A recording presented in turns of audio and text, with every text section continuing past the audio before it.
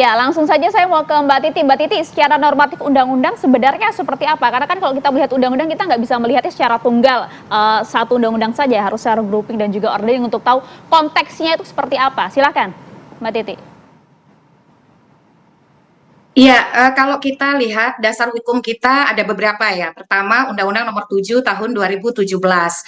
Ada pasal 281, lalu 282, 283, ada juga Ya. pasal 299, pasal 304, dan juga pasal 547 tentang ketentuan pidananya.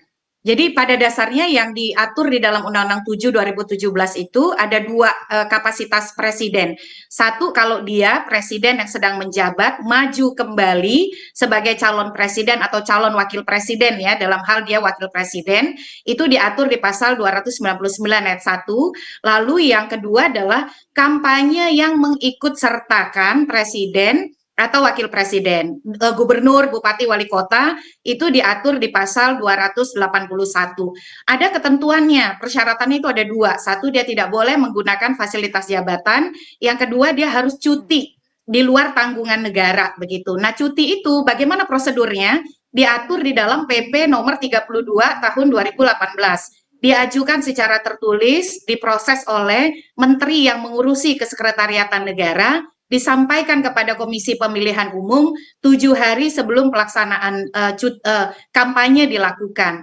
Jadi tidak serta-merta tuh, misalnya besok ingin kampanye, maka hari ini tinggal menyatakan dia akan melakukan kampanye. Ada prosedur yang harus dilakukan. Dan Undang-Undang Pemilu membatasi sekali. Jadi ada dua entitas yang hukum ya di sini. Satu, dia sebagai individu, dan yang kedua dalam jabatan.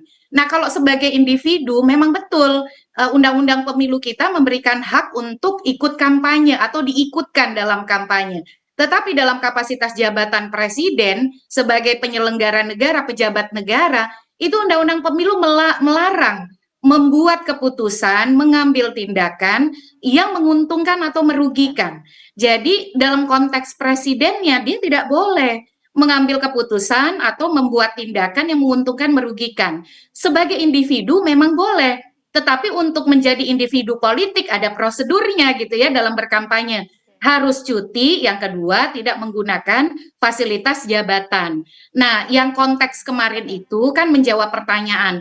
Tapi kalau saya sendiri, Mbak, saya lebih mendukung Pak Jokowi itu terbuka saja memberikan dukungan kepada calon tertentu daripada kita terus bertanya-tanya ketika kunjungan kerja ke daerah misalnya ya, bagi-bagi bansos lalu ada gestur-gestur, misalnya ada jari dua begitu, kita semua menerka-nerka apa maknanya begitu, supaya kita tahu bedanya kapan dia melakukan aktivitas politik sebagai individu Joko Widodo, kapan dia melakukan aktivitas sebagai pejabat pemerintahan, kepala negara, kepala pemerintahan yang memang harus 100% bebas dari anasir-anasir politik.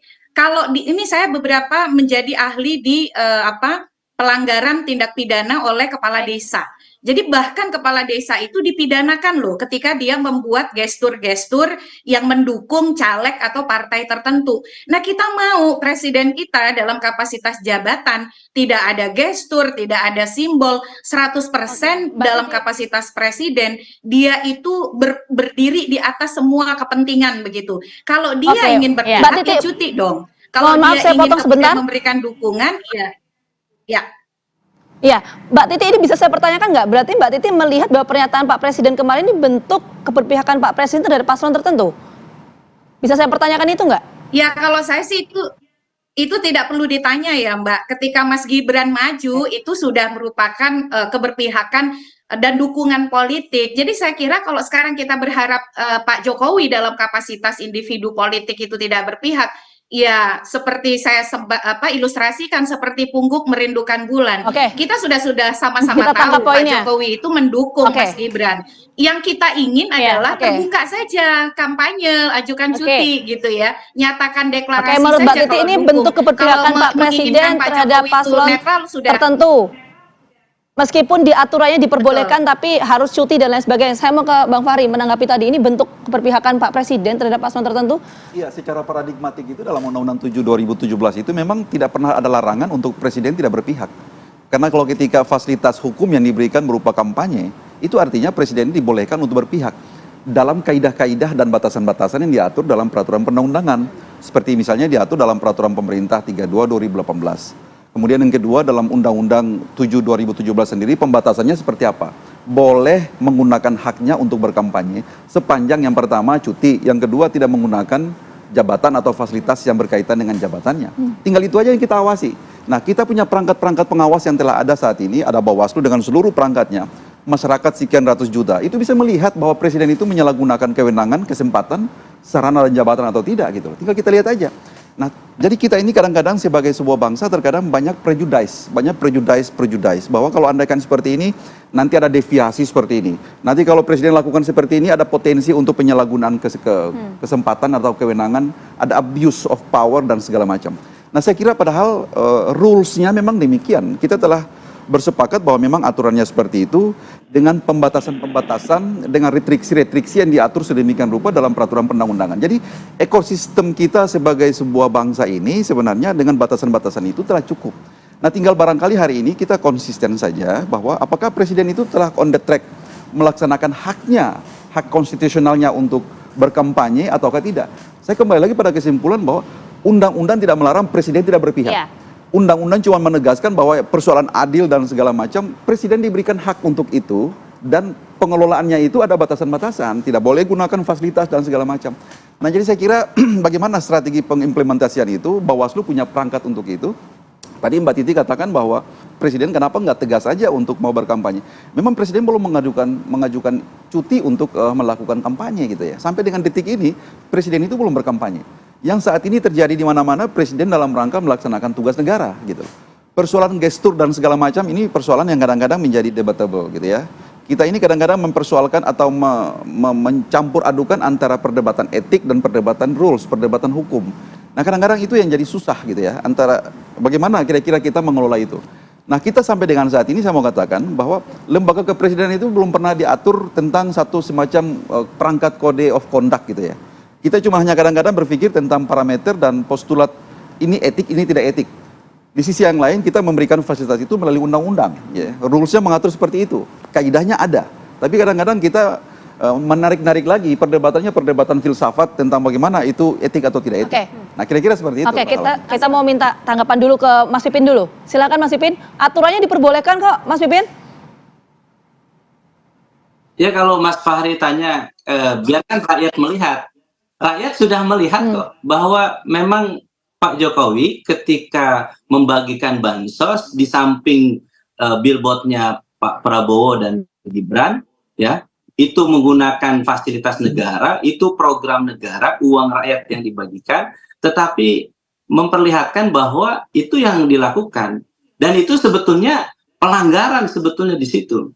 Nah, sebetulnya yang jadi persoalan adalah ya itu sudah dilaporkan. Pertanyaannya apakah laporan itu memenuhi rasa keadilan atau tidak? Dan rakyat tentu tidak akan tinggal diam. Dan kami harus katakan, memang silahkan ya itu dilakukan dengan cara-cara, dengan memanipulasi, dengan mengerahkan segenap yang dimiliki. Dan bagi kami memang ini sebagai tantangan. Satu sisi kita melihat bahwa memang ada hukum yang sudah kita buat, tetapi di sisi lain yang harus kita lihat itu rasa keadilan di antara kita. Yang kedua, saya harus katakan tantangan bagi kami, bagi 01 adalah ketika kita bertarung, berhadapan dengan kekuasaan, inilah yang membuat rakyat melihat, wah ini memang kita harus lawan bareng-bareng. Bahwa kita tidak takut, bahwa kita ketika kita bisa menaikkan tingkat elektabilitas 01, melihat fenomena di saat misalnya kita tidak punya sumber daya yang mumpuni, di saat keuangan juga kita tidak terlalu besar, di saat kita tidak mendapatkan dukungan dari kekuasaan seperti presiden, maka ini yang ingin rakyat tunjukkan saat ini adalah bahwa kita bisa bersatu dan kita bisa melawan, bahwa kita bisa memenangkan ini.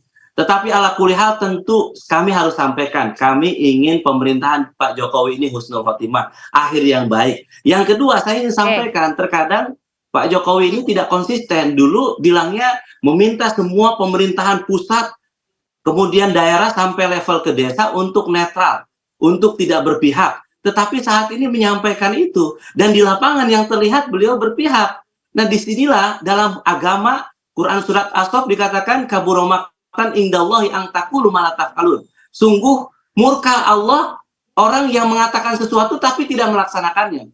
Jadi disitulah menurut saya ini saya kira sebagai dari bagian dari watawasaw bil haq watawasaw bis sabr. Kita saling mengingatkan, menasihati dalam kebaikan dan kebenaran. Baik, sampai di sana dulu Kang Pipin. Ya, respon dulu singkat sebelum ke Mas Imam. Ya, jadi ini persoalannya sebenarnya begini ya. Itu yang saya katakan tadi bahwa terkadang kita ini ambigu dalam soal-soal seperti ini. Karena sebulan lalu Pak Presiden sempat mengingatkan hal itu, baik pemerintah pusat, daerah, semua jajaran harus bersikap netral. Sedangkan saat ini ya kan, jadi dalam pengaturan seperti ini kan ada stratifikasi pengaturan. Mana kelompok atau mana rumpun jabatan yang tidak boleh sama sekali, yang absolut tidak boleh terlibat dalam kegiatan politik praktis seperti ASN dan seterusnya. Ada juga rumpun jabatan yang dibolehkan, misalnya dari presiden sampai level kepala daerah. Itu sebenarnya ini persoalan-persoalan yang telah clear ya. Mahkamah Konstitusi itu pada 2019 dalam putusan nomor 10 itu sudah mempertimbangkan itu secara cermat.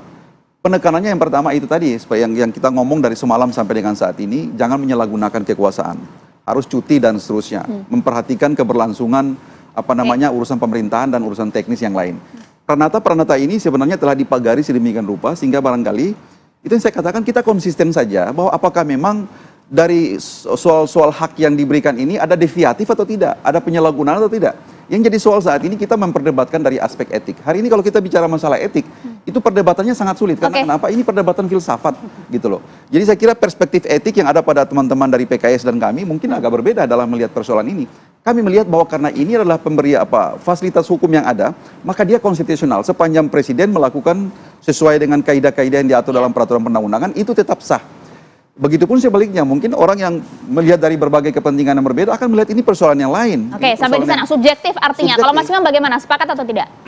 Kami sih sebenarnya tetap berharap Presiden mengambil porsi politik kebangsaan, bukan politik elektoral. Seperti apa itu?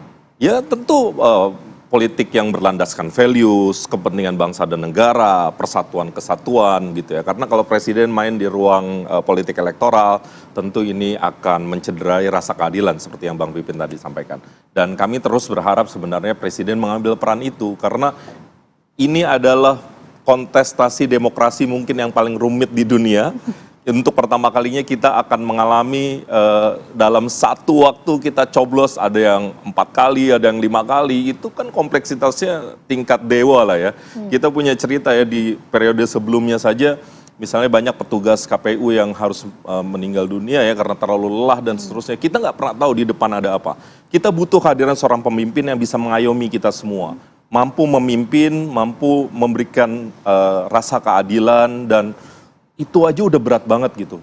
Karena kami berharap Presiden Jokowi juga bisa mengambil sikap yang tetap netral begitu, tidak menunjukkan keberpihakan? Ya, kalau kami berharap seperti itu karena nilai-nilai demokrasi itu kan yang harus dipertahankan oleh semua pihak ya, apalagi Presiden yang pada akhirnya nanti akan mempertanggungjawabkan ini kepada seluruh rakyat Indonesia dan kepada Tuhan tentu.